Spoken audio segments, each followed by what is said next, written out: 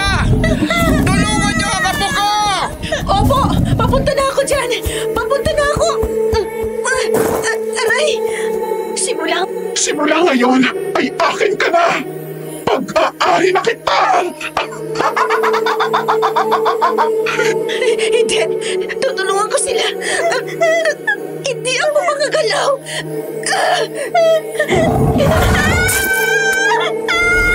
Diyos ko! Mamamatay siya! Hindi ako makagalaw! Ang apo ko! Ang apo ko! Diyos ko po! Diyos ko! Ang apo ko! Sandali lang po! Hindi ako makagalaw! Mamamatay kayong lahat! Mamamatay kayong lahat! Mamamatay kayong lahat! Hindi!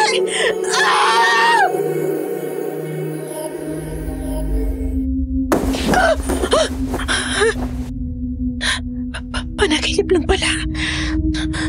Diyos ko po. Nakakatakot ang panaginip ko yun. Pero ano kaya ibig sabihin? May matanda na gustong iligtas ang apo niya na kinakain ng isang halimaw. At hindi ako makagalaw habang pinipigilan ako ng isa pang halimaw. Anong ibig nung ipahiwatig?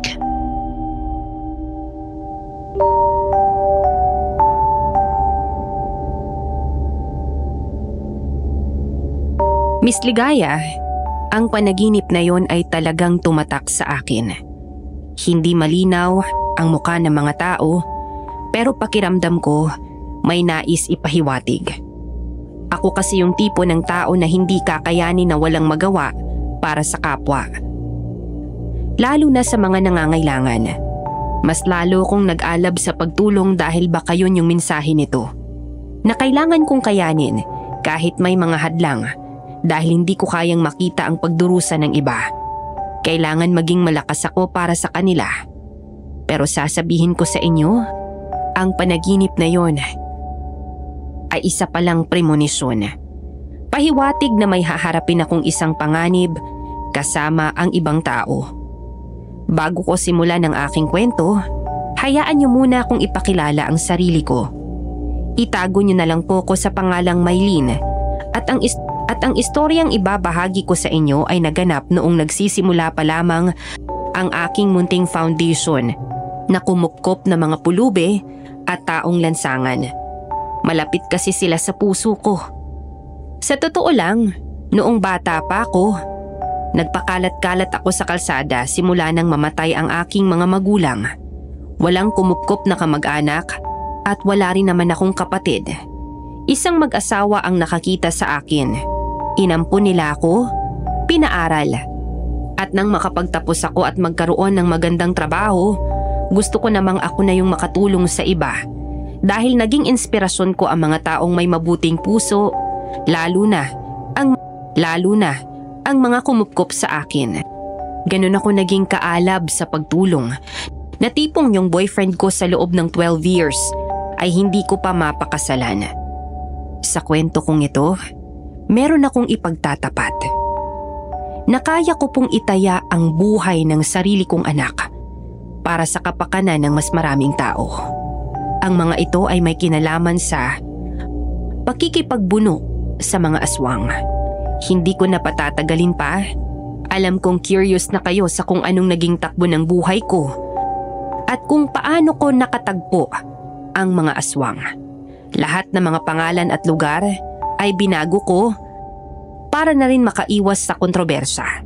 Sisimulan ko na ang kwento sa isang abalang tagpo habang ako ay nasa opisina ng aking itinayong foundation.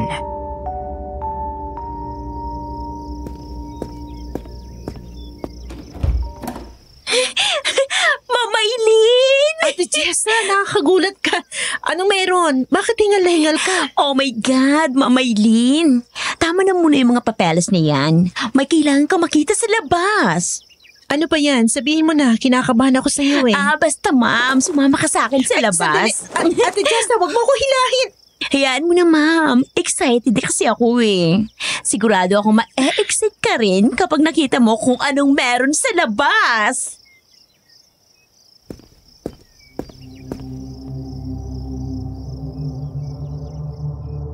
Sa totoo lang, marami akong mga dokumentong tinatapos. Pero ramdam ko ang excitement ni Ate Jessa. Ang dati naming katulong sa bahay nang kumupkup sa akin na ginawa kong sekretary. Paglabas namin, nagulat ako sa tagpong aking naabutan. May mga lobo, dekorasyon, at nagkatipon lahat ng staff. Nasa gitna si Richard, ang long-time boyfriend ko. Anniversary nga pala namin. Nakalimutan ko. Inabot niya sa akin ang dala niyang bulaklak at ang paborito kong stuffed toy.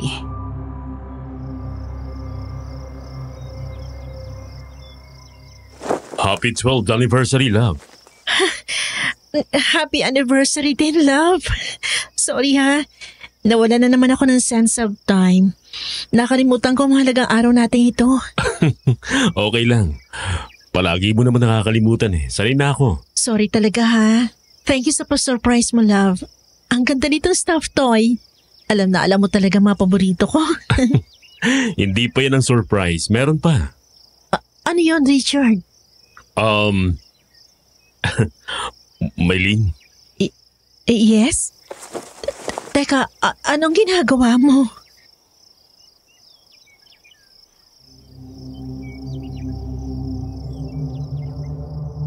Nagulat kasi ako dahil bigla siyang lumuhod sa harapan ko.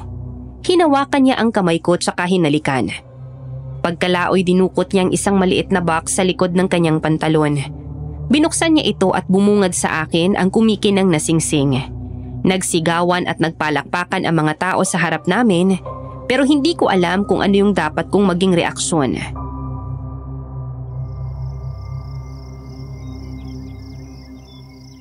Maylene, love, will you marry me? Go, Maylene! Yes na yan! Ang tagal nyo na si Richard, kaya yes na agad! Guys, sorry ha. Excuse me. Love, doon tayo sa sulok. Pag-usap tayo. Bakit?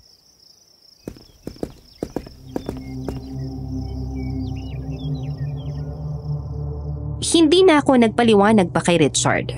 Agad ko na siyang hinila papunta sa sulok kung saan makakapag-usap kaming dalawa. Hindi kasi maganda ang isasagot ko at ayaw ko siyang mapahiya sa harap ng maraming tao.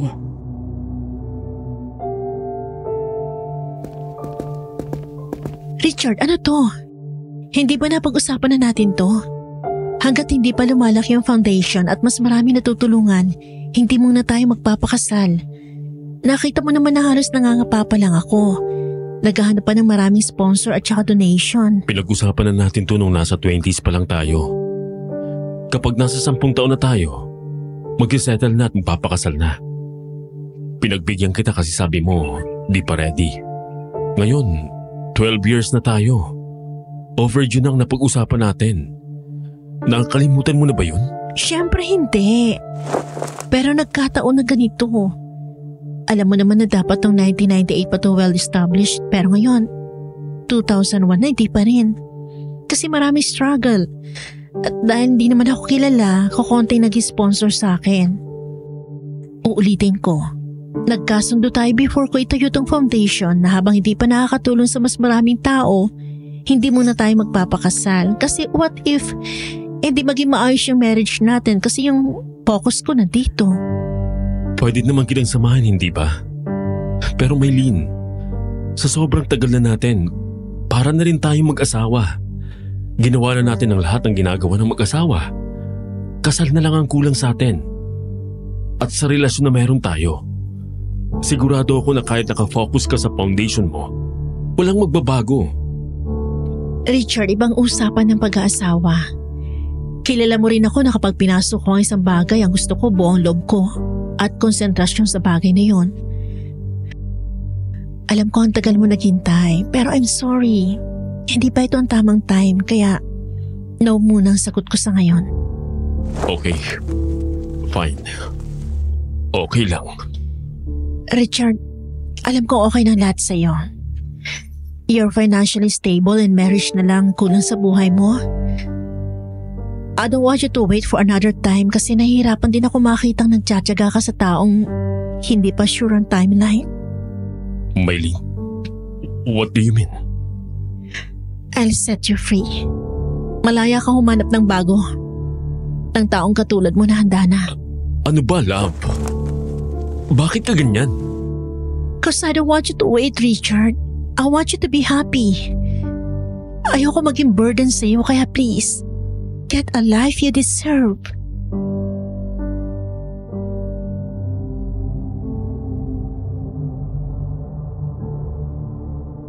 Umalis si Richard nang nakayuko at malungkot. Alam kong nasaktan siya, kaya hindi ko mapigilan ang pagbuhos ng aking luha. Gusto ko kasi na mas makaka-focus ako sa kanya kapag kasal na kaming dalawa. Sa ngayon hindi pa. Marami pang adjustment sa foundation. Isang araw, pumunta kami sa isang tulay at nakita namin ng isang matanda at batang babae na kanyang apo. Naaalala ko na naman yung aking panaginip. Kaya sa lahat ng taong lansangan na nandoon, sila ang una naming nilapitan. Pero nang alukin namin sila ng tulong,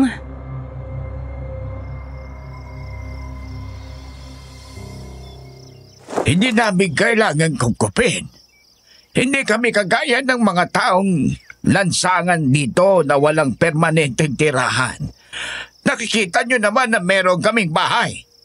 Kahit nasa ilalim ng tulay at masikip, komportable naman kami dito ng apo ko.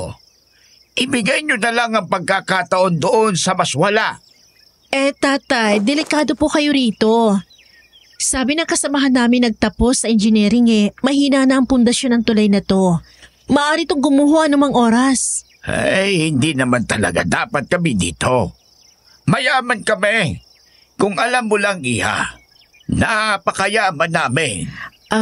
Tatay, mayaman din ang foundation namin. Mayaman sa kalinga at pagmamahal. Marami kayong makikilala doon na katulad nyo. At saka pagdating ng araw, sisikapin namin na may pagpatayo kayo ng bahay na pangarap nyo. Sa ngayon, habang wala pa, kailangan muna namin kayong alagaan at bigyan ng proteksyon. Hindi mo yata ako naiintindihan. Mayaman kami. Mas marami ang walang-wala kumpara sa amin. Ganito na lang. Kung gusto mo talaga kaming tulungan, meron akong ihingi ng pabor sa iyo. Ano po yon, Tay? Hanapin mo ang kapatid kong si Lilith Montenegro.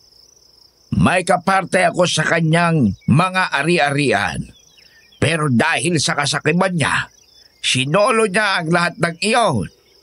Nakomatos lang ako noon dahil sa isang aksidente. Pero pagkagising ko, wala na ang lahat ng kayamanan ko. May nakapagsabi sa akin na meron siyang mansyon sa Biliran kamakailan lang. Wala akong tiwala sa abogado dahil binabayaran ito ni Lilith. Nagpatulong ako sa isang pulis. Pero hindi na niya ako binalikan. Gusto kong magkaroon ng magandang buhay ang apo kong si Aya. Bago ako mamatay, ang gusto ko ay mapabalik sa akin ang pag-aari at yaman na inagaw ng kapatid ko. Dahil sa kanya ko yon ipamamana.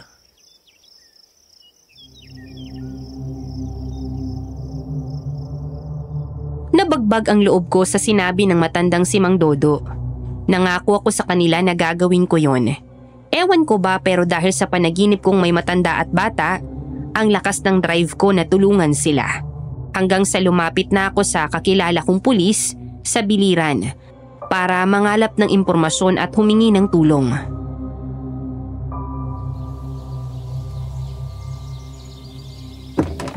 Bakit ba interesado ka kay Lilith Montenegro? Hinahanap siya ng kapatid niya na si Mang Dodo. Mayaman pala sila. Pero ito isa niyang kapatid nakatira sa tulay kasama ng apo niya. Sinolo raw ni Lilith ang lahat ng yaman na meron sila. Naawa ako sa matanda eh. Gusto niya mabawi mga pag-aari niya para sa kinabukasan ng kanyang apo. Alam mo, hindi mo naman gawain niyang ganyan. May foundation ka lang pero ang lumulutas sa mga kasong ganyan ay abogado. Kaya doon dapat kayo lumalapit. Walang kakayahan si Mang Dodo dahil matanda na siya. Mahina na. Kailangan niya pa rin ng tulong sa kagaya ko. Mahirap makisangkot sa ganyan lalo na tagawa ng pag-aari. Wala ring record sa mga pulis yung Lilith na yan. Di pa naman niya nakukulong eh. Anong makukuha mong impormasyon sa amin? Siyempre, pulis ka. At kapag sa inyo ako nagpatulong, mas magiging madali ang lahat. Marami akong trabaho, Maylin. Pag-iusap. Hayaan mo na sila doon. Hindi mo sila responsibilidad.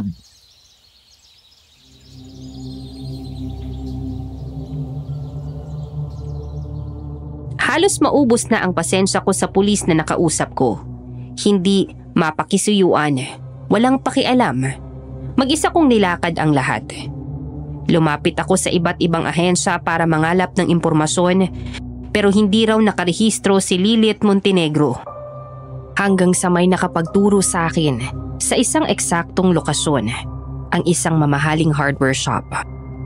Sa kanila raw bumili ng mga materyales para sa mansyon ang Donya. Sinasabi ng mga to na mag-ingat ako dahil sobrang liblib ang lugar na yon. Hindi ko na yun inintindi. Ang mahalaga sa akin, mahanap siya. Kaya naghanda na ako sa pag-alis.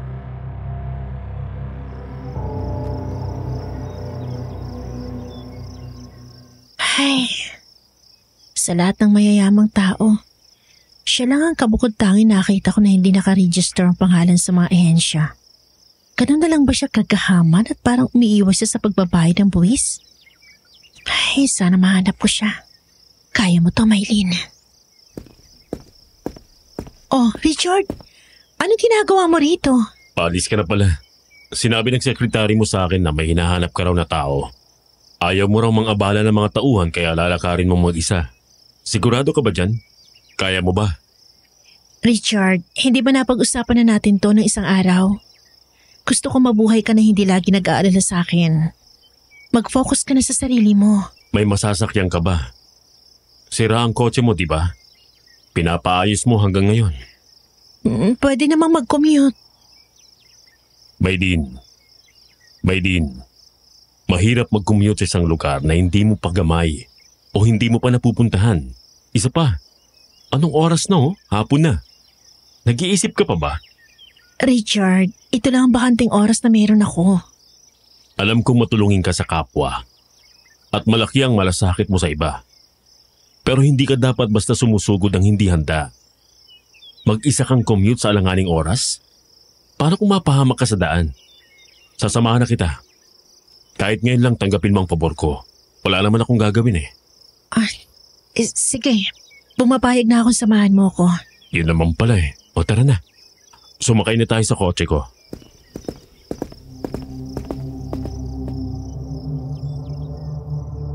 Sa pagkakataong yon ay napilitan akong tanggapin ang tulong ni Richard. Kahit nahihiya ako sa kanya. May duda rin kasi ako sa pagpunta ko sa lugar na yon. Dahil sa mga sinabi ng nakausap kong staff sa hardware. Bukod sa liblib ang daan, baka may ma-encounter akong nakakatakot. Kaya mas minabuti ko na rin may kasama. Masyadong sukalan ang nadaanan namin. Bukod sa masikip ang kalsada, walang bahayan at kahit araw ay masyadong madilim. Hindi naman kami napagod pero napansin ko na antok ako ng mga oras na yun.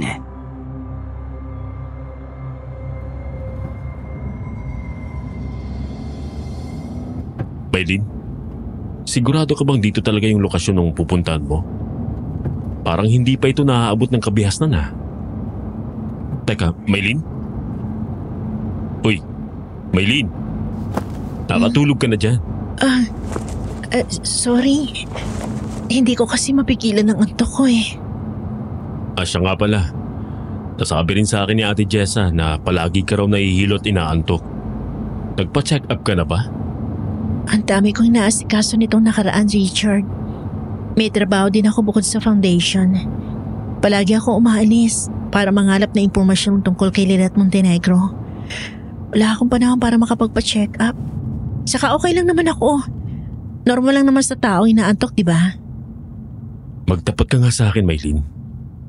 Niregla ka ba ngayong buwan?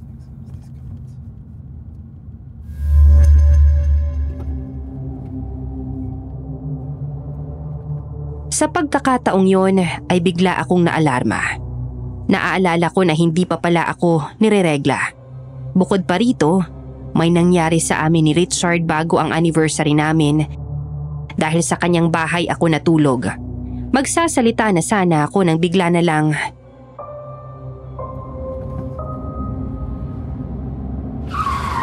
Ay!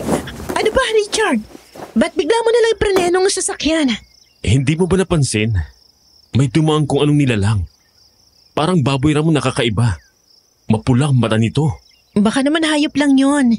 Gubot na ang lugar na to kaya hindi malayong may mga kakaibang hayop na naninirahan dito. Hindi eh. Huwag na kaya tayong tumuloy, Maylin. Richard, hindi pwede. Ang tagal bago ko nahanap ang lugar na to tapos hindi rin tutuloy. Kung natatakot ka, ako na lang. Umuwi ka na dahil kaya ko naman to mag-isa. Ano yan, Richard? Narinig mo ba yon?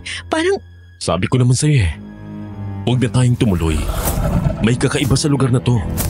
Richard, tingnan mo! Richard! Ano yan?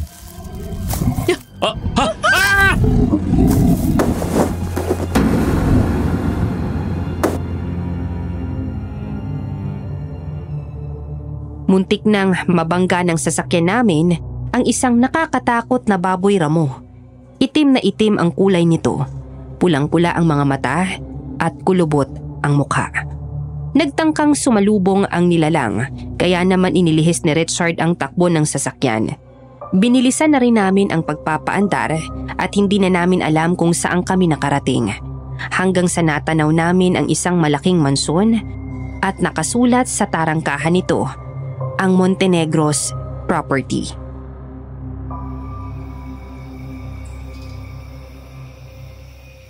Ito na yun, Richard. Yung hinahanap natin. Sigurado ko ito na yung mansyon ni Lilith Montenegro. Bakit parang nakakatakot ang vibes?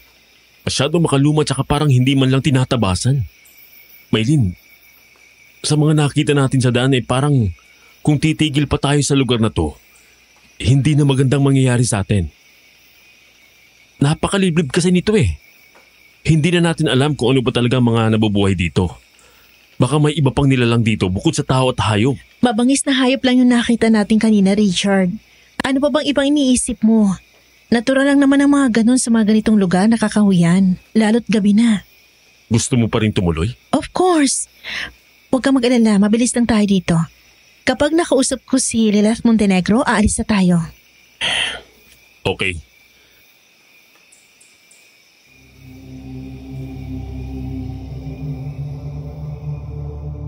Ramdam ko ang pag-aalinlangan sa ekspresyon ng mukha ni Richard. Pero ayokong palampasin ang pagkakataong ito.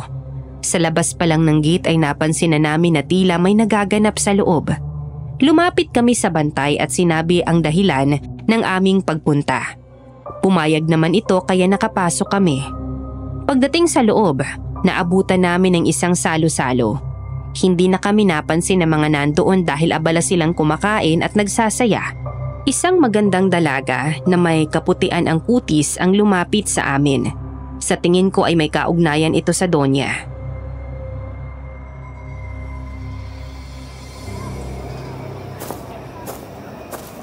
Hindi kayo pamilyar sa akin.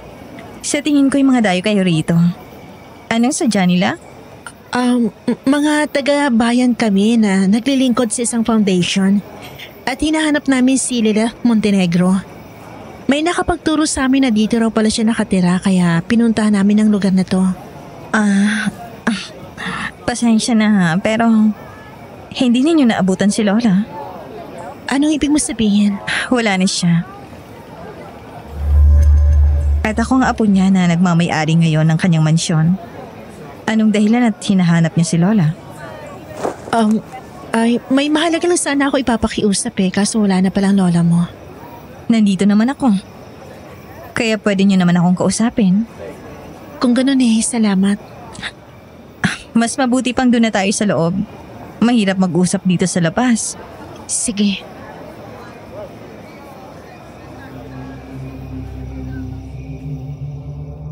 Isinama kami ng dalaga sa loob ng mansyon.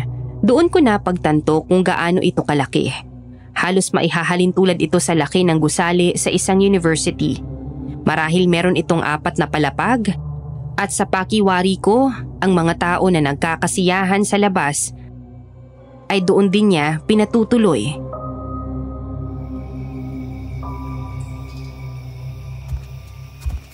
Sobrang laki pala ng mansyon ng lola mo. Oo nga eh. At ako lang ang bukod tanging kanyang pinamanahan. Hindi ko nga alam kung anong gagawin ko sa napakarami niyang pera at pag-aari.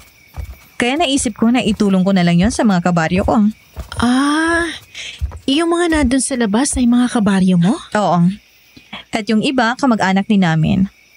May hirap ang buhay nila nung una kaya ipinararanas ko sa kanila ang ginhawa. Sa araw, nagtatanim sila sa malawak na lupain ni Lola. Tapos sa gabi, katulad ngayon, ipinaghahanda ko sila ng mga masasarap na pagkain para sa salo-salo. Sa likod ng mansyon, doon sila nakatira. Tapos yung ibang walang bahay, pinatitira ko rito sa loob ng mansyon. Sobrang lawak naman ito, hindi ba? Masarap kasi sa pakiramdam kapag nakakatulong.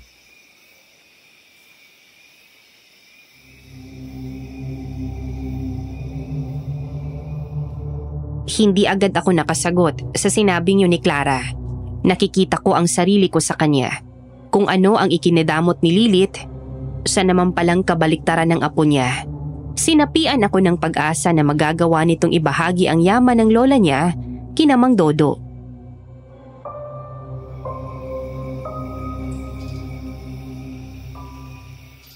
Siya nga pala. Anong ipapakiusap mo sana kay Lola? Hinahanap kasi siya ng kapatid niya na si Mang Dodo. May party daw siya sa yaman ng lola mo, pero hindi naman binigay sa kanya. Kaya ngayon, nagtitiis sila sa hirap ng buhay. Sa totoo lang, ginawa niyang lahat ng paraan pero walang gumana eh. Nakakaawa pa naman ang buhay niya ngayon. Nagtitiis siyang tumira sa ilalim ng tulay kasamang apo niya. Ganun ba? Kaya lang hindi ko alam kung masasagot ko yan. Hindi ba sabi mo, ikaw ang pinamanahan ng lola mo ng lahat ng ari-arian niya? Baka mayroon ka mga dokumento. Miss, hindi naman iba siya si Mang Dodo, kapatid siya ng lola mo. Kaya parang lolo mo na rin siya. Alam kong matuluyin kang tao kaya sigurado ako na iintindihan mo rin sitwasyon niya. Hindi ko alam kung nasaan ang mga dokumento ni Lola eh. Hayaan mo. Susubukan kong hanapin. Gabi na pala. Mahirap umuwi ng ganitong oras. Dito na muna kayo magpalipas ng gabi.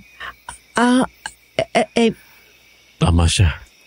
Delikado na sa ganitong oras ang magbiyahe. Alam mo naman kung ano yung nakita natin sa daan kanina, hindi ba? Sige, makikituloy muna kami rito ngayong gabi. Halika. Ituturo ko sa inyo kung saan ang kwartong tutuluyan nyo. Salamat. Siya nga pala. Clara na lang ang itawag niya sa akin. Huwag niyo na akong tatawaging madam o miss. Hindi naman kasi ako naiiba sa kahit sino. Kaya hindi niyo ako kailangang igalang. Ganun ba? Sige. Salamat ha. Siya nga pala. Sasamahan ko na kayo sa kwarto niyo.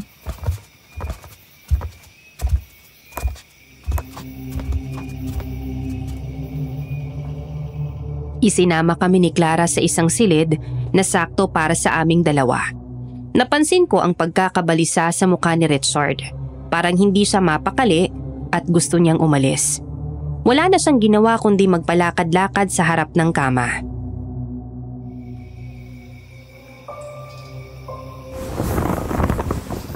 Bakit pa hindi ka mapakali? Eto na nga, hindi na tayo magbabiyahe dahil pinatuloy na tayo rito ni Clara. Kilala mo ako, Maylin. Malakas ang pakiramdam ko kapag may panganib sa isang lugar. May nararamdaman akong hindi maganda sa lugar na ito. Bakit ba kasi nagpumilit ka pa na pumunta dito? Paano kung may hindi magandang mangyari? Paano kung hindi na tayo makabalik ng buhay? Alam mo, ikaw yung tipo ng tao na tumutulong ka sa iba pero wala kang pakialam sa sarili mo. Ang gulo mo, Richard. Pinangungunahan ka na naman ng takot. Sabi mo tumuloy na tayo rito kasi gabi na, delikado.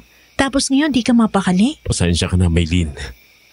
Nag-aalala lang naman ako eh. Iniisip ko lang din ang kapakanan mo. Mukhang hindi mo rin naman makukuha ang sagot kay Clara. Mukhang wala siyang alam sa mga ibang kamag-anak ng lola niya. Tsaka ano bang malay niya kung nagsasabi tayo ng totoo? Baka hindi rin siya nagtitiwala sa atin. Wala rin tayong mapapala sa kanya. Hayaan mo. Bukas din ng umaga aalis na tayo sa lugar na to. Ipanatag mo ng loob mo at huwag ka na mabalisa.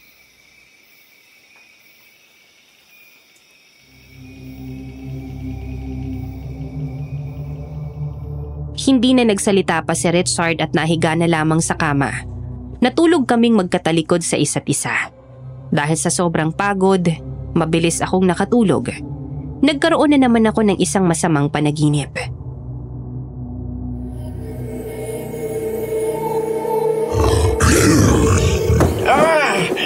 Bitiwan mo ako!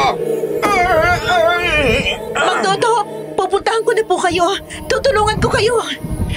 Huwag mo na akong tulungan, Iha. Umalis ka na dyan! Hindi, Mang Dodo. Tutulungan ko kayo dyan dahil kung hindi mamamatay kayo, papatayin kayo ng aswang. Hindi ako makaalis. Hindi ako makagalaw.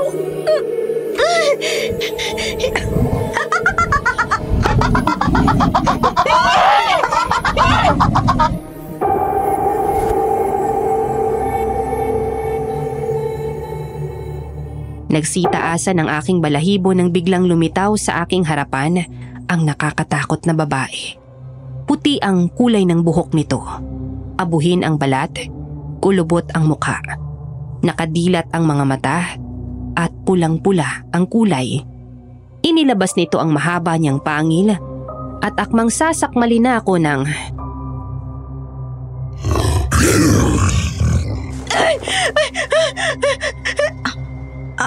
Ano yan? Okay ka lang ba? Nang iminulat ko ang aking mata, ay nagulat ako pagkakita kay Clara na nakatayo sa aking harapan. Bigla akong napabangon at napaatras. Tinignan ko si Richard sa aking tabi pero mahimbing itong natutulog.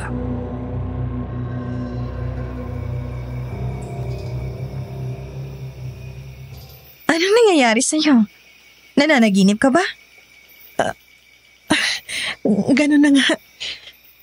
Anong ginagawa mo rito? Naalala ko kasi na medyo manipis yung mga una na nandyan, kaya papalitan ko sana ng mas makapal. Kaso mahimbing na pala kayong natutulog. Pasensya na kung basta na lang akong pumasok, ha? May susi kasi ako sa labas kaya nabubuksan ko ito kahit nakalak. Hindi ko na kayo ginising kasi mukhang napagod kayo sa biyahe. Ayos lang. Okay na naman kami sa mga una na nandito. Kahit na.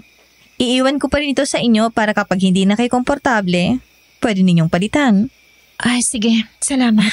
Sige. Balikan na ulit sa pagtulog. Lalabas na ako. Good night!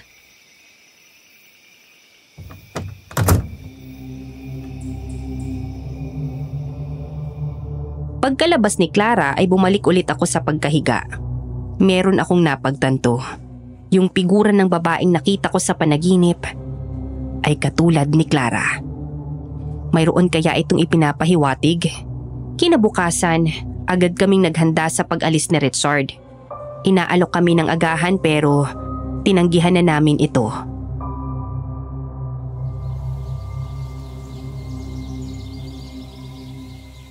Sigurado ba kayo? Aalis kayo nang walang laman ng tiyan? Kahit kape at tsaa ayaw nyo? Baka sikmurain kayo. Nagmamadali kasi kami. May trabaho pa kaming pagbalik namin sa amin. Yung mga dokumento ba, hindi mo na nahanap? Hindi na eh. Pasensya na kayo ha. Wala kasi akong alam kung saan itinabi ni Lola ang mga papeles niya. Hinanap ko naman kagabi para sa inyo, pero hindi ko talaga makita. Baka may pinaglalagyan siya na hindi ko alam kung saan. Sige, okay lang. Hindi ko alam na wala na pala si Lila Montenegro. Mas maganda sana kung siya mismo ang makakaharap ko. Mas maganda sana kung hikayatin ninyo na lang si Mang Dodo na sumama na lang sa inyo at humingi kayo ng tulong sa mga institusyon o ahensya para mapag-aral o mabigyan ng magandang buhay ang apo niya in the future. Para mas okay kung ganon. Sige, susubukan na lang ulit namin. Hindi na kami magtatagal nitong si Maylene. Marami pa kasi kaming aasikasuhin. Salamat na lang sa pagpapatuloy niyo sa amin ng isang gabi. Sige.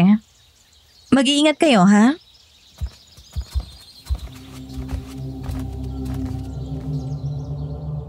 Sa pagkakataong yun, bago kami humakbang patalikod, binigyan ko ng ngiti si Clara. Pero napansin ko ang mga mata niya ay hindi sa aking mukha nakafocus, kundi sa aking tiyan. Hindi ko na yon masyadong binigyan ng pansin at nag-focus na lamang sa pag-alis namin. Pagkasakay sa loob ng kotse, napansin ko ang pananahimik ni Richard.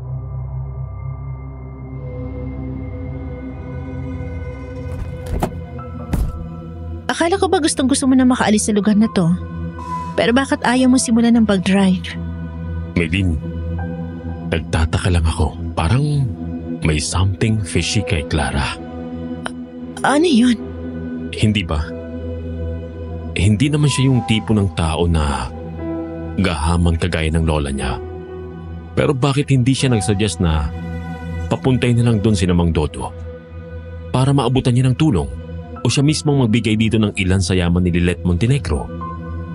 Kung wala siyang tiwala sa atin, ganun na lang ang isasuggest niya? Kung talagang ayaw niya na may mga taong mawawalan? Yun nga rin ang pinagtataka ko. Siya mismo nagsabi na hindi siya madamot. Pero bakit mukhang siya pa nagtataboy kina Mang Dodo para hindi makain ng tulong sa kanya? Alam mo, parang hindi natin dapat pagtiwalaan si Clara. Kasi kung talagang pinamanaan siya ng lola niya, dapat meron siyang papeles.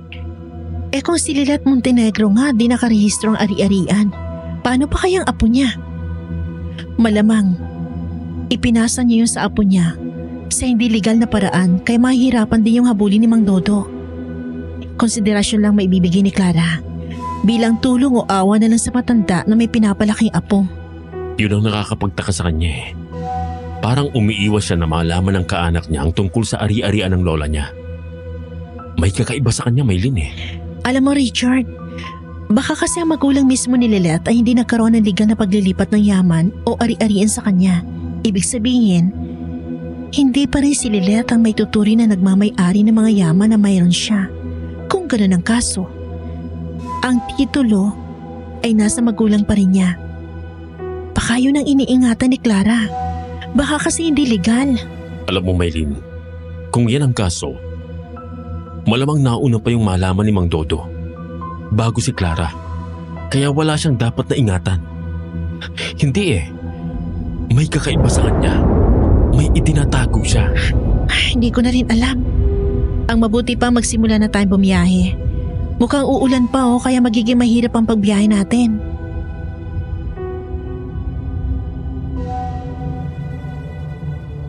Agad na pinihit ni Richard ang susi sa kotse para simulan ang pagpapaandar nito, pero nakailang pihit na siya.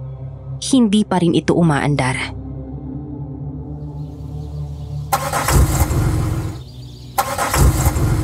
Anong nangyayari? May sira ba ang kotse mo? Oo, sira ang baterya. Hindi pa naman ako nakapagdala ng ipapalit kasi bihira naman tong maging sira ng sasakyan ko eh. Paano yan? E di hindi tayo makakaalis. Uulan na nagbabadya ng langit. Susubukan kong ayusin.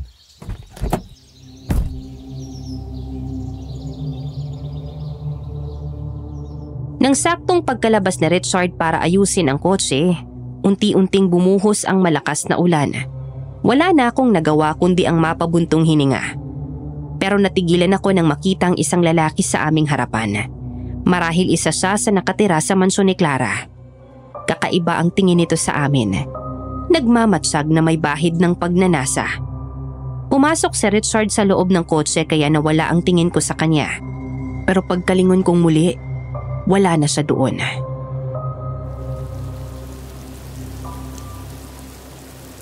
Sira ang baterya eh. Wasak na wasak kaya hindi tayo makakalis dahil kailangan palitan ng bago. Maylin! Uy! Maylin! Ano pang tinitingnan mo sa labas? Wala. Kumusta na ayos mo ba? Hindi eh.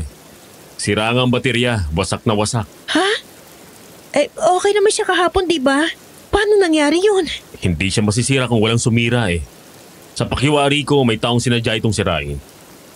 Para kasi siyang pinukpok at binuhusan ng kung ano. Hindi na talaga magandang pakiramdam ko sa lugar na to. Parang yung mga taong nandito eh, hindi natin mapagkakatiwalaan.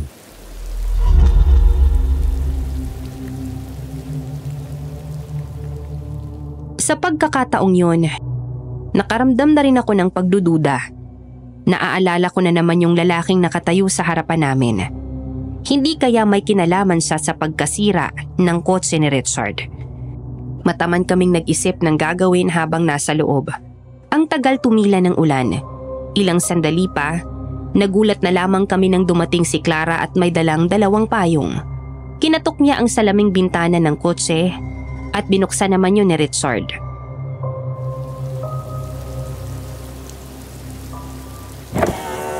Nasabi ng isa kong tauhan na hindi raw kayo makaalis at mukhang nasiraan pa ng sasakyan. Ang lakas pa naman ng ulan. Kesa maghintay kayo dyan, pumasok na lang kayo sa loob. Hindi na kailangan. Okay na kami rito. Ay! Oh, tingnan nyo. Kumukulog at kumikidlat pa. Hindi kayo safe dito. Baka mamaya tamaan pa kayo rito ng kidlat. Ang mabuti pa, sa loob muna kayo para siguradong ligtas kayo.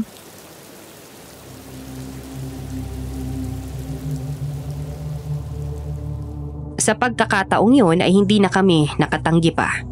Alam din kasi ni Richard na takot ako sa kidlat kaya hindi na rin siya tumutol pa.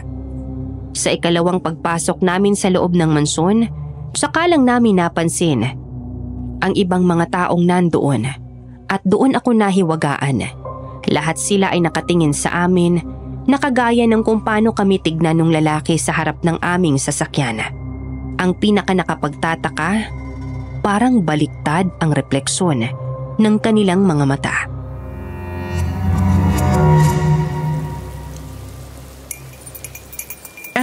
Siya nga pala yung mga magsasaka sa malawak na taniman ni Lola. Natigil sila sa trabaho nila dahil sa malakas na ulan kaya pinagkape ko muna sila. Ang mabuti pa, kumain na rin kayo ng almusal.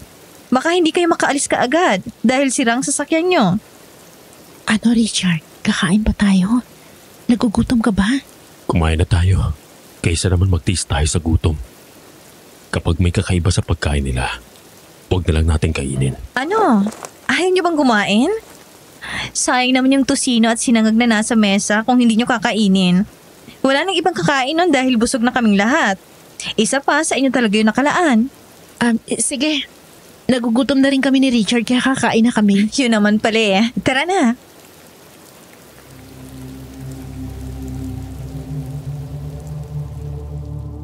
Nagkatinginan pa kami ni Richard bago sabay na humakbang. Hindi na siya lang ang may duda. Nagdududa na rin ako. Pagdating sa hapagkainan, agad kaming ipinagsandok ni Clara ng sinangag at tosino. Nakapagtatakang sobrang malaki ang hiwa ng tosino at parang mas makapal ang taba nito kaysa pangkaraniwan. Napansin naman ni Clara ang pagtitig ko sa pagkain.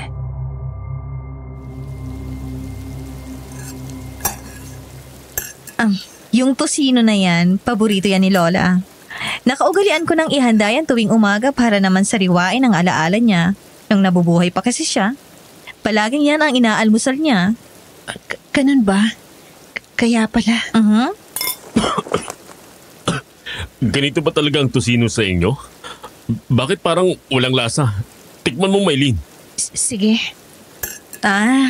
Yung lola ko kasi, hindi niya nilalagyan ng asin o pampaalat ang tosino.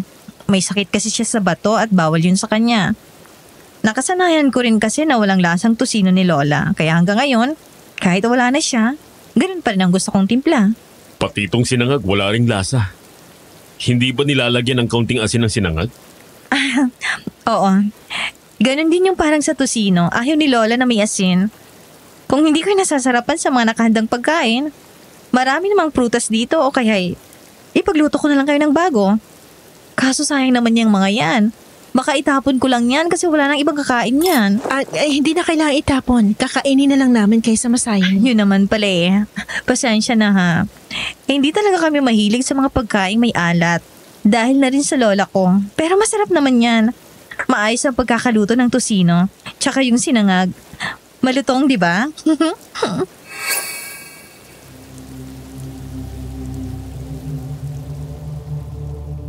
Nagkatinginan na naman kami ni Richard. Sa pagkakataong yun, parang nagkakatugma na kami ng iniisip. Pagkatapos kumain, naisipan kong lumabas ng mansyon para maghanap ng signal sa aking cellphone habang si Richard naman ay pinipilit ayusin ang kotse.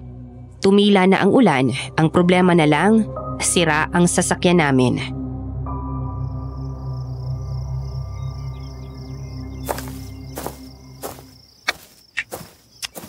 Paano ako makakatawag nito? Walang signal. Iha, mukhang dayo ka rito. Ganun na nga po. Nagdadalang tao ka ba? Ha? Ay, hindi po ako buntis. Bakit yun naman po nasabing buntis ako? Yun ang ibinubulong sa akin ng hangin.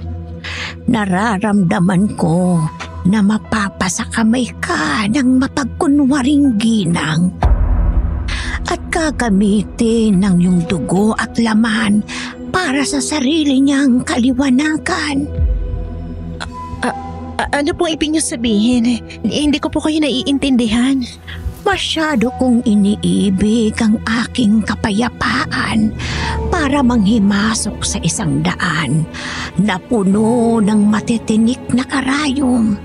Dahil sinasabi ko sa iyo, pag-isipan mo ang kahulugan ng mga sinabi ko.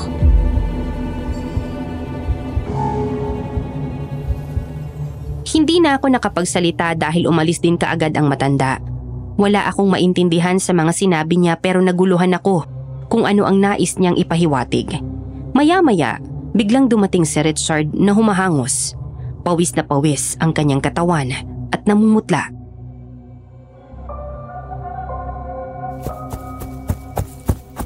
Oh, ano nangyari sa'yo? Kanina, nung inilipat ko sa medyo tagong lugar yung sasakyan ko, kasi di ko na inayos, may nakita ako sa damuhan. Anong nakita mo? May bungo at buto ng tao. Ano? Sigurado ka ba? Baka naman hindi sa tao yun, baka sa hayop. Kung ayaw mong maniwala, sumama ka sa akin at ipapakita ko sa iyo.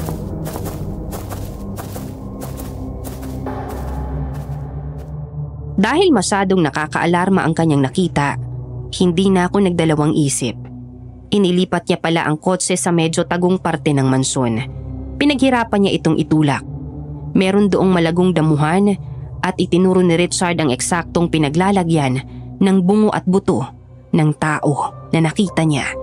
Pero pagsilip ko doon, wala akong nakita kahit na isa.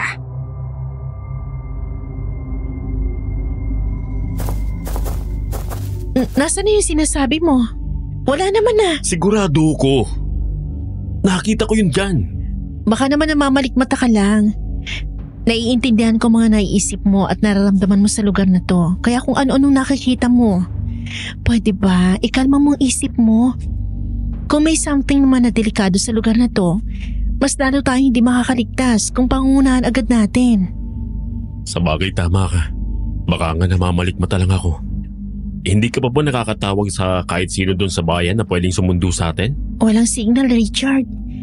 Libdib na lugar to kaya di na naaabot ng signal. Kung ganun, wala tayong choice kung hindi manatili lang muna rito. May naisip ako. Ano kaya kung samantalahin natin ang pagkakataong ito para hanapin yung dokumento ni Lilet Montenegro? Kung hindi siya nakaregister o hindi legal ang proseso ng pagmamana niya ng mga ari-arian, kailangan nating mahanap ang dokumento na may titulo ng mga magulang niya. Sigurado ka ba? Para naman hindi masayang pagpunta natin. Baka may magawang paraan kapag nakuha natin yon o maipakita man lang kay Mang Dodo na hindi pa sila magkapatid ang legal na nagmamay-ari ng mga property ng magulang nila. Paano kung mahuli tayo? Baka kung anong isipin sa atin ni Clara. Ikaw na may sabi na hindi natin siya mapagkakatiwalaan. Kaya paano natin maihingi sa kanya yung dokumento kung hindi tayo mismong gagawa ng paraan? Hinahayaan pa naman niya tayo na magstay sa bahay niya kaya samantalihin na natin.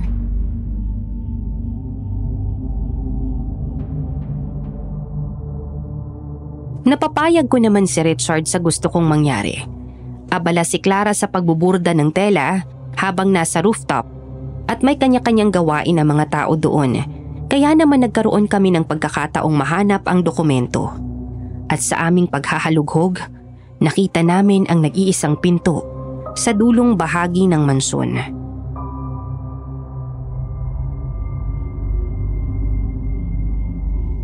Sabi nila, sa isang malaking bahay o mansyon, May isang silid na kung saan doon itinatago ang kanilang pinakaiingatan. Sa tingin ko ito na yon. Pansinin mo ha, wala nang ibang silid dito so parang nakabukod dito sa iba. Ang problema, paano natin yun mabubuksan? Panigurado na kung may tinatago si Clara sa silid na yan, hindi yan basta-basta maa-access ng ibang tao at tanging siya lang ang makakapagbukas niyan. Sa bagay. Nandyan pala kayo. Akala ko nasa kwarto kayo. Aayain ko sana kayo mag-chat sa rooftop. Kasi baka naiinip kayo. Teka, anong ginagawa niyo dyan? Nagagandahan kasi kami sa mga bagay-bagay dito sa mansyon nyo kaya naglilibot lang kami dito. Yang silid na yan, music room yan. Gusto niyo bang makita yung iba't ibang instrumento ni Lola? Marami dyan. Pwede kayong pumasok. Ganun ba? Oo. Bakit pa nag-aalinlangan kayong dalawa? Okay lang yan. Sige na. Pumasok na kayo sa loob. Hindi na may nakala kasi kahit sino rito pwedeng pumasok dyan. Alam mo, maganda sa buntis ang nakikinig ng mga nakaka-relax na music. Ha? Teka nga, hindi naman buntis si Maylin. Kayo talaga. Hindi ko namang sinabing buntis si Maylin. Bigla ko lang naalala yung bagay na yon kaya nabanggit ko yun sa inyo. Di kapag nabuntis si Maylin, alam niya na, di ba? Ang mabuti pa, pumasok na kayo sa loob at sasamahan ko na lang kayo rito.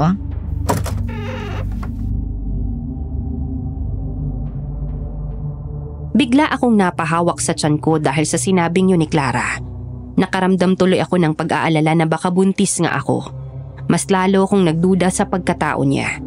Hindi pa rin kami nakaalis ng araw na yon kaya naman doon muli kami nagpalipas ng gabi. Habang nakahiga sa aking kama, hindi ako dinadalaw ng antok kaya nakatitig lang ako sa kisame.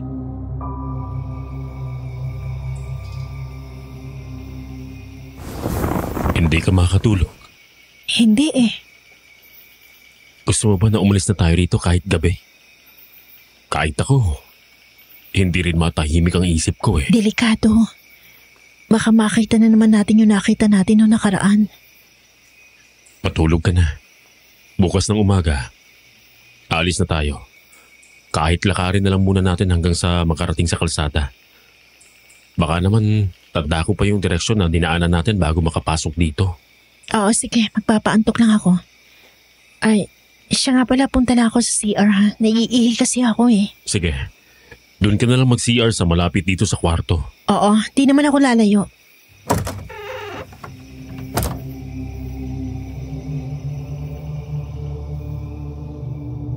Agad akong bumangon at lumabas ng kwarto. Dumiretso ako sa CR na malapit lamang sa aming silid. Lalakad lamang ng kaunti pakaliwa at nandoon na.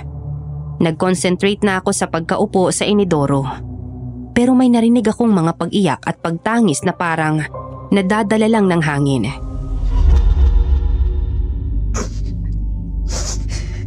Saan yun nagkagaling? Hinanap ko ang pinanggagalingan ng mga pagtangis na yon hanggang sa napagtanto ko ang eksaktong pinagmumula ng tunog. Nasa ibaba. Agad kong itinaas ang suot kong pantalon at umupo sa sahig. Ibinaba ko ang aking ulo para mas masigurado na ang tunog ay nanggagaling sa ibaba. At napaatras ako dahil... Ay, Diyos ko. Ano yun? Tama. Nasa ibaba nga yung mga naririnig ko.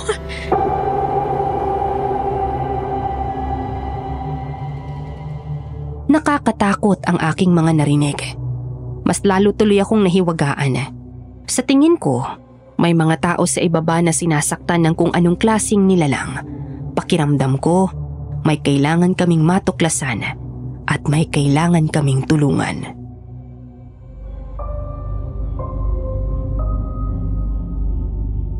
Akala ko ba aalis na tayo ngayon? Bakit nagbagong isip mo? Nasabi ko na sa'yo, may mga narinig ako kagabi. Sa tingin ko may mga tao sa ibaba at parang nangangailangan sila ng tulong. Baka sinasaktan sila o kung anong ginagawa. Yun ang dahilan kung bakit kailangan nating umalis sa lugar na to. Dahil baka mamaya, makasama pa tayo ng mga taong yun. Tsaka, look Maylin, hindi ikaw si Superwoman para magpakabayani. Tag-iisip ka pa ba? Kinausap ko na yung driver ko kung pwede kayong ihatid. Marami pa raw siyang inaasikaso sa ngayon kasi may sakit ang anak niya. May sira rin ng sasakyan kaya delikadong ilabas sa bayan. Kung okay lang sa inyo, hintayin na lang natin kung kailan siya pwede mag-drive. Iisa lang kasi ang driver ko rito dahil hindi rin naman kami madalas na pumupunta sa bayan. Okay lang. Dito na muna kami magstay. Komportable naman kami dito. Talaga? Okay lang sa inyo? Oo naman, Clara. Mabuti kung ganon. Welcome naman kayo rito kaya walang problema kahit gaano kayo katagal magstay.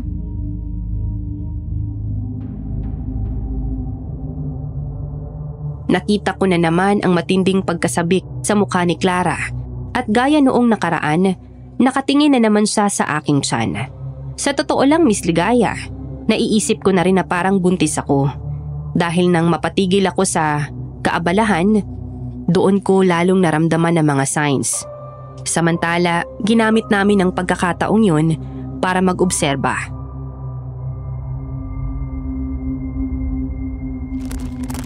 Ito ang bigas at grocery. Kapag may kailangan ka pa, huwag kayong maghiyang magsabi sa akin, ha? Sa totoo lang, nakikita kong sarili ko kay Clara.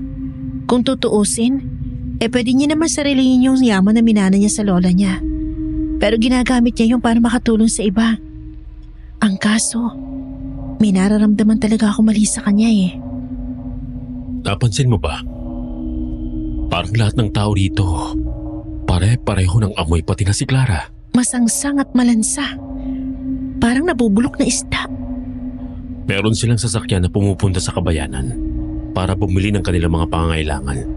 Kaya imposibleng hindi sila gumagamit ng shampoo o sabon. Pero bakit ganun ang kanilang amoy? Richard, tingnan mo yung pinamibigay na inumin ni Clara. Soft drinks ba yun o dugo? Bakit ganun ang kulay? Yun na nga eh. Nakapagtataka.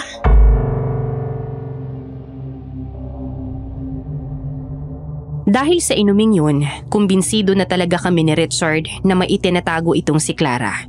Umisip kami ng plano. Bandang 12:00 kung kailan sa palagay namin ay tulog na ang lahat, lumabas kami ng kwarto. Ang nakapagtataka lang, tila walang tao sa mga silid dahil nakabukas ang mga pinto. Nagsumiksik kami sa kung saang bagay na pwedeng mataguan para walang makahuli.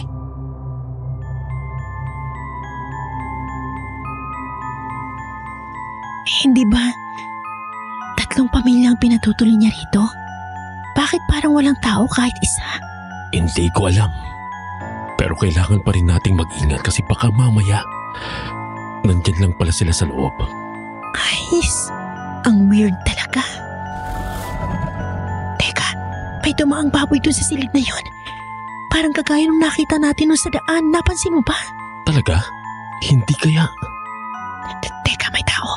Huwag tayo maingay. Sumiksik lang tayo dito sa likod ng aparador. Si Clara. Si Clara. Mukhang may kasama siyang lalaki. Huwag ka na maingay.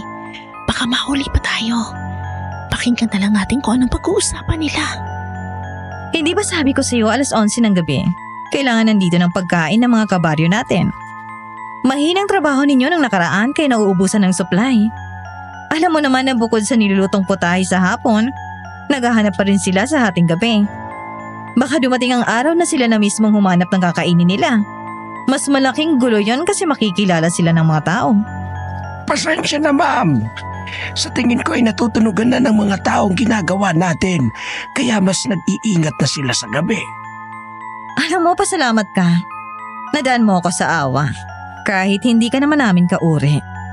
Kaya kung pwede, ayusin mong trabaho. Ang dali lang naman ang gagawin mo eh. Magdadrive ka lang ng van, maghahanap ng dudukuting tao na pag-alagala sa kalsada o sa liblib na lugar. Tapos dadalhin dito. Hindi na nga madudumihan ng dugo ang kamay mo. Kasi kung tutuusin, matagal ka na sana naming niletsyon. Ano? Dumudukot sila ng mga tao tapos dinadala rito? Anong klaseng... Shhh! Huwag ka maingay. Baka mahuli tayo. Pasensya na po, ma'am. Kung saan-saan na nga po ako nakarating, kahanap ng madadala rito eh. Tandaan mo kung anong pangangailangan namin. Ang dugo at karne ng tao ang buhay namin. Kaya pwede ba? Umisip ka ng ibang taktika, Mando. Ma'am, mahirap naman pong umisip ng ibang taktika eh. May pulis, may media, may mga kamera. Paano kung malaman nila ang tungkol sa inyo? Lalong mag-iingat ang mga tao at ang masama pa niyan, papatayin nila kayo. Marami ng pangontra ngayon. Tsaka ma'am, yung 2 tao na pinatutuloy ninyo, wala ba kayong balak sa kanila? Buntis ang babaeng yon. Si Maylin, buntis siya. Kailangan ko ang sanggol sa tiyan niya. Alam mo naman na hindi ako tumatanda dahil sa pag-inom ng dugo ng sanggol. Yung lalaki naman nakasama niya. Sa tingin ko may relasyon sila. Kapag nakuha kong loob nila, magiging tao ko sila katulad mo. Makikinabang ako sa mga magiging anak nila. Nakita mo naman. Ginawa kong lahat para hindi sila makaalis. At yung lalaki na yon, pwede niyang palitan ang posisyon mo. Kaya ayusin mo ang trabaho mo. Ma'am, hindi pa po ba pwede magpahinga ako saglit? Kahit 2 gabi lang po. Mahirap din ang ginagawa ko. Dati akong pulis ngayon. Ako na ang kriminal. Wala akong pakialam. Pinoprotektahan at pinagsisilbihan ko ang mga kabaryo ko. Sino ba kayong mga tao? Pagkain lang namin kayo. Ma'am, nagmamakaawa ako sa inyo. Alam ko namang mabuti ang puso ninyo at matagal na akong nagsisilbi. Napapagod din ako. Hindi ako pinalaki ng magulang ko para saktan ang kapwa ko tao. Talaga? Gusto mo nang mamahinga? Di mamahinga ka na ng tuluyan. Ma'am! Wag po! Wag po!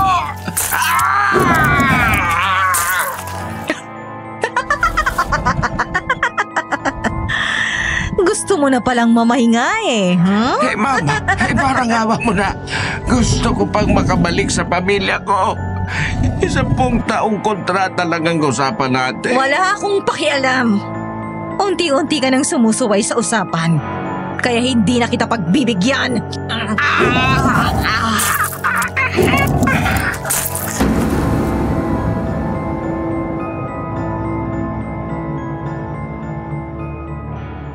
Napatakip na lamang ako ng bibig dahil sa tagpong aking nasaksihan. Nakita ko kung paanong winarak ng aswang ang katawan ni Mando. Gamit ang kutsilyo, inumpisahan niyang butasan ang leeg. Sinahod ang lahat ng dugo at sinipsip. Walang pinalampas na kahit isa at hindi hinayaang may kahit kaunting patak sa sahig.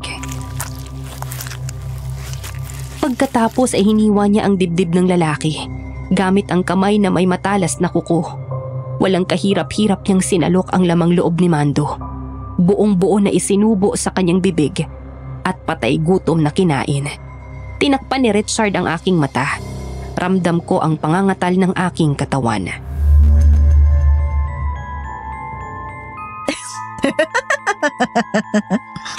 Ayos na to. Ititira ko ang katawan mo para pagsaluhan ng iba ko pang kabaryo. Ang malaman at namumula-mula mong karne. Tuluyan ka ng magpapahinga. Pero sa tiyan naming mga aswang. Nakita kong binuhat ni Clara ang lupasay at parang gulay na katawan ni Mando. Sa sobrang lakas niya, isinampay niya ang katawan ng lalaki sa kanyang balikat. Hindi ko na makaya ang nararamdaman kong takot.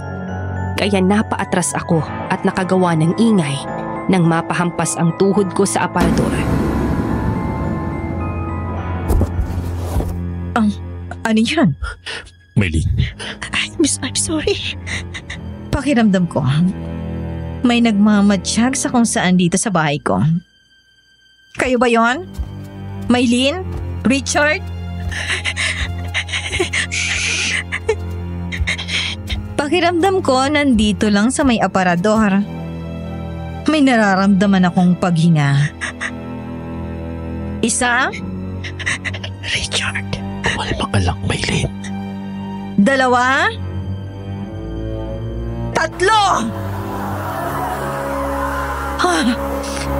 Ano yan? Nakatakas yata sila. Hindi to maaari.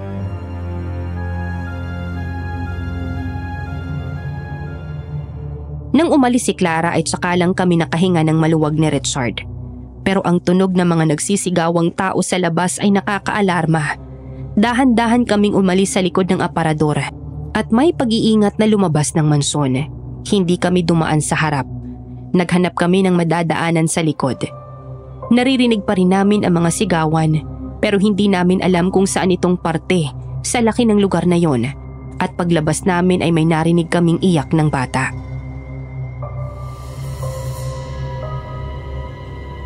Naririnig mo rin ba yon? May umiiyak na bata. Napansin ko nga. Parang nandun sa bandaron. Nagtatago siya sa sukalan. Tara, puntahan natin. Baka kung ano nangyayari sa kanya. Paano na ako makakauwi nito? Paano na si Lolo? Bata? Anong ginagawa mo rito? Okay ka lang ba? Teka, pamilyar siya sa akin siya yung apo ni Magdodo na si Aya. Pero, Aya, paano ka nakarating dito? Naglalakad lang po ako sa kalsada para bumili ng gamot ni Lolo. Tapos, may dumukot sa akin na isang lalaki at isinakay niya ako sa van.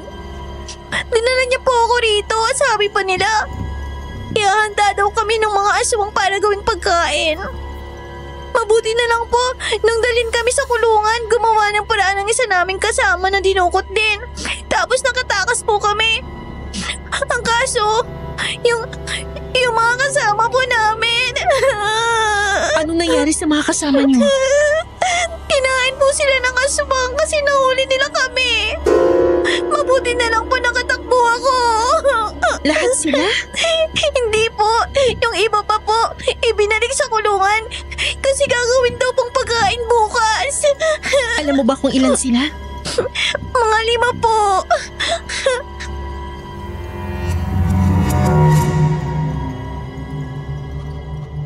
Nagkatinginan na lamang kami ni Richard at sa pagkakataong yun, iisang iniisip namin. Kasama si Aya. Naisip naming puntahan ang pinagtataguan ng mga taong biktima ng mga aswang. Sigurado ka ba may daan dito sa likod ng mansyon, Aya? Opo, diyan po kami dumaan. Puro damo naman to Nasaan ang daan dito? Hindi po totoo mga damong yan. Inalis ni Aya ang mga damo at pagkalaoy nakita namin ang isang metal na bagay na nakadikit sa lupa. Ito ay nagmistulang maliit na pinto papunta sa isang lagusan.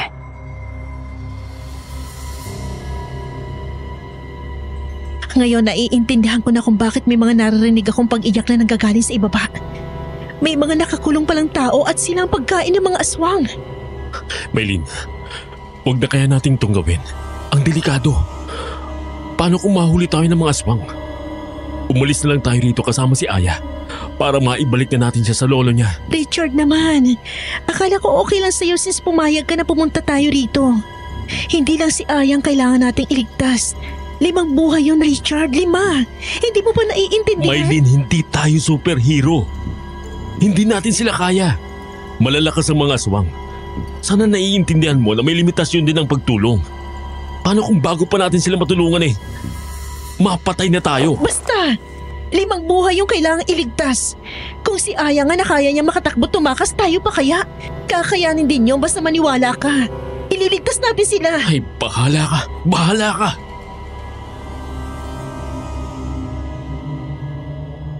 Hindi na ako nagpaapekto sa init ng ulo ni Richard. Tinitigan ko ang metal na nakadikit sa lupa at pinag-aralan kung paano ito mabubuksan. Nang hawakan ko ito, ay napansin ko na mabilis lang pala itong matatanggal dahil nakapatong lang ito sa lupa. Dahan-dahan ko yung inangat pero natigilan ako nang makita ko kung ano ang nasa ibaba. Nangatal ang aking buong katawan. Oh, tanggalin mo na yan at nang makadaan na tayo dyan. Saglit lang. Ano bang meron? Na-curious na rin si Richard sa kung ano yung mga nakita ko sa ibaba. Bumungad sa amin ng isang silid kung saan may mga buto at bungo ng tao. Nandoon din ang mga aswang na animoy baboy ramo. Pinagsasaluhan nila ang katawan ni Mando. Tanging ulo at buto na lang nito ang natitira. Natatanaw namin ang isang silid na animoy kulungan at nagpupumilit makawala ang 3 lalaki. Isang matandang babae at isang dalaga.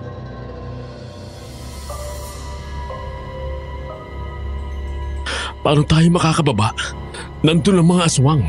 Hindi ko alam, Richard. Kailangan natin gumawa ng paraan. Anong paraan? Ate! Kuya! Ano yun, Aya? May aswang po! Sabay kaming napalingon ni Richard at nakita namin ang itim na baboy ramo. Akmang tatakbo na kami pero mabilis itong nakasugod sa direksyon ni Richard. Sinakmal siya nito at ako naman ay naghanap na kung anong pwedeng ipamalo sa aswang. Umalis na kayo! Hindi ka namin iiwan! Nagpatuloy pa rin ako sa pagkakapa sa damuhan hanggang sa maramdaman ko ang isang yapak. Nang iangat ko ang aking ulo, nakita ko si Clara. Nasa normal niyang anyo, pero may dugo ang kanyang bibig. Pumunta ito sa kinaroroonan ni Mando at ng aswang. Ako naman ay tumayo para puntahan din sila. Tama na yan. Hindi mo pa dapat gawing pagkain ng tao na yan. Nang marinig yun ng aswang ay tumigil ito sa ginagawa niya at pinakawalan si Richard. Nakataas ang kilay na tumingin sa akin si Clara. Waring ako'y sinusuri. Alam mo na ngayon ang lahat. Hindi kayo mga tao. Mga aswang kayo! Bakit mo ginagawa to sa mga tao? Dinudukot nyo sila tapos… Magtataka ka pa? Mga aswang nga kami, di ba? Kung kayong mga tao may pangangailangan, kami meron din. Dapat maglaho na mga kagaya nyo. Yung mga taong pinapatay nyo, hindi sila kagaya ng hayop. May direksyon ang buhay nila. Meron silang pamilya, pangarap at mga gustong mangyari sa buhay. At wala kaming ipinagkaiba sa inyo. Yun ang dahilan kung bakit pinatay ko si Lilith Montenegro. Ikaw ang pumatay sa lola mo? Hindi ko siya lola. Siya ay amo ko. Ako'y isa lamang katulong na namasukan sa kanya sa pag-asang mararanasan kong maging tao kapag sumama ako sa isang tao. Noong una, hindi pa kami kumakain ng karne ng tao. Pero simula nang malasahan namin ang karne ni Lilith at ng iba niya pang katulong, hinanap nito ng sistema namin.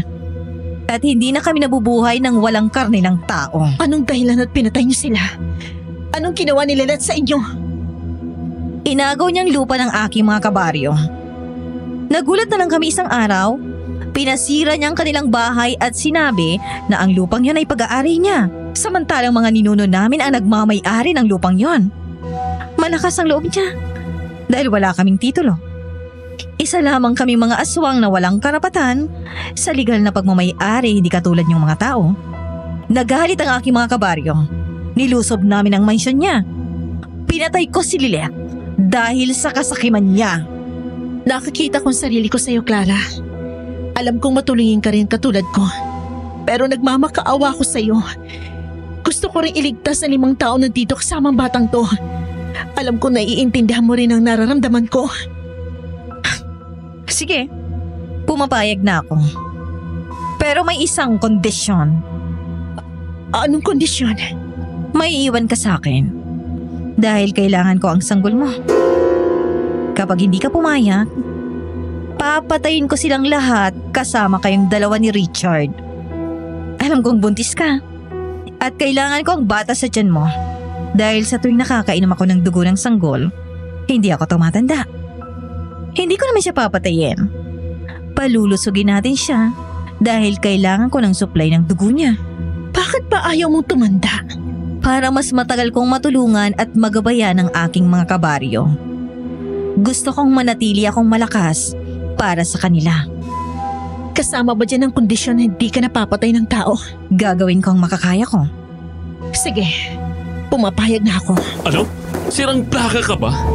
Itataya mong buhay ng anak natin para lang sa buhay ng 5 taong nandito? Ang sanggol na walang gamalay-malay? Maylin! Hindi lang ikaw ang magulang niya. 2 tayo rito. Anak natin yan. Tsaka may foundation ka. Paano na yon? Richard, marami buhay ang mawawala kung hindi ko to gagawin. Saka patungkol sa foundation, ipagkakatiwala ko na to sa iyo at kay Ate Jessa. Kapag okay na, babalik kami. Maylin, hindi na sigurado dyan ang buhay mo at ng anak natin. Richard, please. Kung talagang mahal mo ako, gawin mo to para sa akin.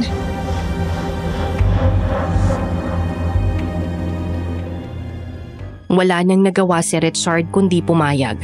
Sakay ng van, umalis na sila kasama si Aya at ang 5 pang dinukot, ligtas na sila. Samantalang kami ng anak ko, hindi na sigurado ang buhay. Isang araw, nagsagawa ng ritual si Clara, kasama ang mga kabaryo niya at bahagi ako nito. Pagkatapos ng ritual, may salo-salo.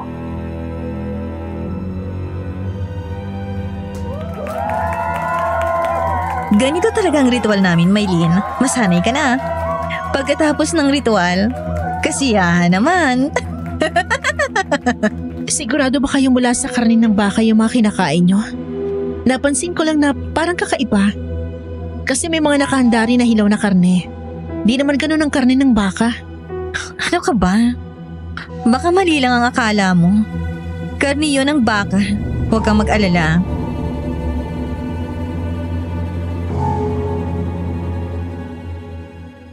May kakaiba kasi. Yung mga hilaw na karne, may balat na parang katulad ng sa tao. Pero ang alam ko, itinigil na nila ang pandurukot. Napaatras ako pagkakita sa binti ng isang lalaki. Patay gutom itong isinubo ng isang aswang. Hindi ko yun masabi kay Clara kasi baka may gawin siyang masama sa akin. Ilang sandali pa, may naglabas ng alak. Pinagkaguluhan nila yun. Pero nang magsimula na nila itong inumin...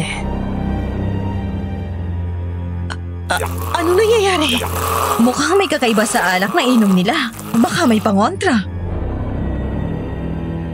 Simula kasi nang inumin ng mga aswang ang alak, bigla na lamang silang nangisay. At ilang sandali lang, nasunog at naging abo. Naistatwa ko dahil sa mga nakikita ko. At si Clara ay tumakbo papunta sa kusina. Ilang sandali lang, bigla na lamang may humila sa aking braso. At itinakbo na ako palayo. Yon ay walang iba kundi si Richard. Richard, ano ginagawa mo rito? Ikaw ang... Nandito kami para iligtas ka. Hindi pa rin tumitigil ang mga aswang sa pagkain ng karne ng tao. Nahuli na sa isang CCTV ang pandurukot nila sa isang bata. Pero dahil walang plate number ang sasakyan, hindi sila nahabol ng mga pulis. Yung lalaking dumukot, nakita ko na siya rito. Kaya alam kong hindi pa rin tumitigil sina Clara. Hindi tumupad si Clara sa pangako niya. Siya, kasama mo rin ba? Oo, si Aling Rosita. At saka yung isang pulis na si Isko. Alam kong natatandaan mo ko. Opo, natatandaan kita. Ikaw yung matanda na nagsabi sa akin na buntis ako nung nasa labas ako at naghahanap ng signal. Ganun na nga. Ako rin ang tumulong kay Isko para makaalis dito. Ayaw ko na sanang makialam. Pero makulit si Isko. Kaya yun tinulungan ko silang pasukin ang mansyon para palitan ang alak ni na Clara ng alak na may luya, asin at dahon ng kamangyan, pangontra sa mga aswang. Nasaan pala si Isko? Ayun siya. Ano Isko? Kamusta? Okay na. Napuno ko na ng gas ang buong mansyon at nasindihan. Buti na lang at walang nakahuli sa aking aswang. Hindi ko rin makita si Clara. Maya-maya lang kakalat na ang apoy. Masusunog na ang buong mansyon. Wala na bang mga tao nakakulong sa ilalim? Wala na eh. Baka kinarni na silang lahat ng mga aswang. Kung ganon, sumakay na tayo sa kotse at umalis na sa lugar na to. Nagmadali kaming sumakay sa loob ng kotse at nakita na lang namin na natupok na ng apoy ang buong mansyon. Lahat kami ay sama-samang napausal ng pasasalamat. Pinaandar na ni Richard ang kotse at nagsimula na kaming bumiyahe paalis ng lugar na yon. Isko, nanggaling ka na pala rito noon? Oo. Nakiusap sa amin si Mang Dodo. Kasama ko nga si Mando. Ang kaso, naiwan siya at ginawa na lang siyang tauhan ni Clara dahil siguro nagmakaawa na wag siyang patayin. Nakatakas lang ako rito sa tulong ni Rosita. Hindi kasi siya ginagalaw ng mga aswang dahil marami siyang pangontra. Ayaw nga niya sana kasi ayaw niyang makialam pero yun, kinulit ko. Ngayon, kinulit ko na naman siya. Salamat po, Aling Rosita, sa pagtulong sa amin. Alam kong inilalayo niyo lang sarili niyo sa gulo. Ayos lang. Ang mahalaga, nakatulong ako para mawala ang bruhidang ginang na yon at ang kanyang mga kampon. Bruhidang ginang? Matanda na yon. Bumabata lang dahil sa pag-inom ng dugo ng sanggol. Pinatay niya ang sanggol na apo ni Lilith na ang pangalan ay Clara. Amanda talaga ang tunay niyang pangalan. Nandumo ako sa mga nalaman. Nang mga oras na yun, tiwala na sana ako na ligtas kami. Pero hindi pa kami nakakalayo ng... Ano yun? Hindi pa nauubos ang aswang? Ay, hindi pa pala tayo ligtas. Richard, bilisan mo ng pagmamaneho. Si Clara, hinahabol tayo. Diyos ko! Natanaw namin mula sa di salaming bintana si Clara sa kanyang katawang aswang. Mabilis na tumatakbo. Lalong binilisan ni Richard ang pagmamaneho pero naabutan pa rin kami nito at nagawa pa nitong umakyat sa aming kotse. Walang iya kayo! Clara, wag!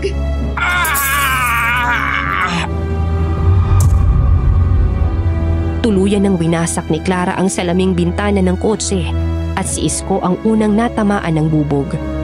Sinanggahan ako ni Richard kaya hindi ako natamaan. Si Aling Rosita naman ay yumuko at naprotektahan ng sarili. Nawala sa direksyon ang pagtakbo ng kotse.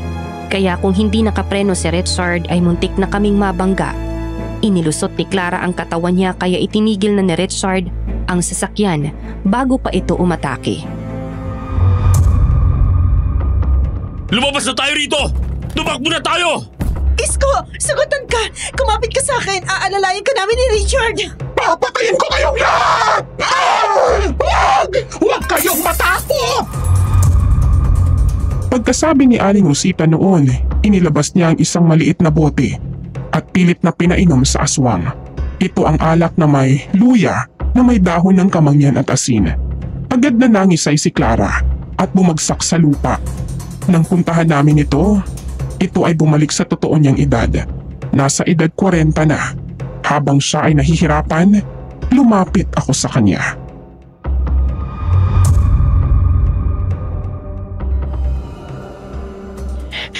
Nangako ka sa akin na hindi ka napapatay ng tao.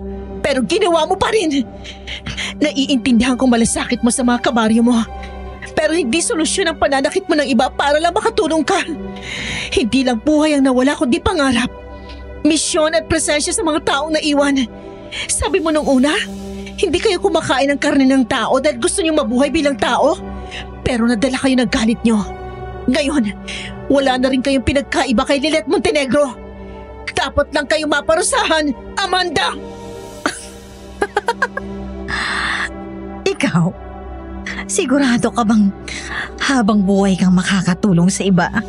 Ay, binabayaan mo nga ang sarili mo. Pati anak mo, dinamay mo. Parehas lang tayo. Magkaibang larawan nga lang.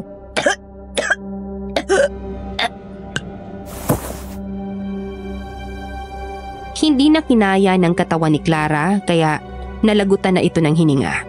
Unti-unti siyang nalusaw at naging abo. Pagkatapos nito, umalis na kami sa lugar na yon at dumiretso sa ospital para ipagamot si Isko. Ako naman ay pina-check up na ni Richard at kumpirmado ngang buntis. Mahigit 1 buwan na. Si Aling Rosita naman ay bumalik na sa kanyang kubo at bago siya bumalik, binigyan namin siya ng pera at mga grocery bilang pasasalamat. Pero tinanggihan niya. Pagkatapos ng lahat ng nangyari, pinuntahan namin si Aya sa kanilang bahay sa ilalim ng tulay at naabutan naming patay na si Mang Dodo. Kami na ang tumustos sa pagpapaburol at pagpapalibing. Si Aya naman ay dinala namin sa aming foundation para maalagaan at makasama sa mga batang papaaralin. Tumatak naman sa akin ang sinabi ni Clara. Tama siya. Napabayaan ko rin ang aking sarili dahil masyado akong nakafocus sa pagtulong sa iba. Hindi ko na namalaya na unti-unti na pala akong nauubos at pati sariling kaligayahan ay hindi ko na nabibigyan ng pansin. Kaya naman,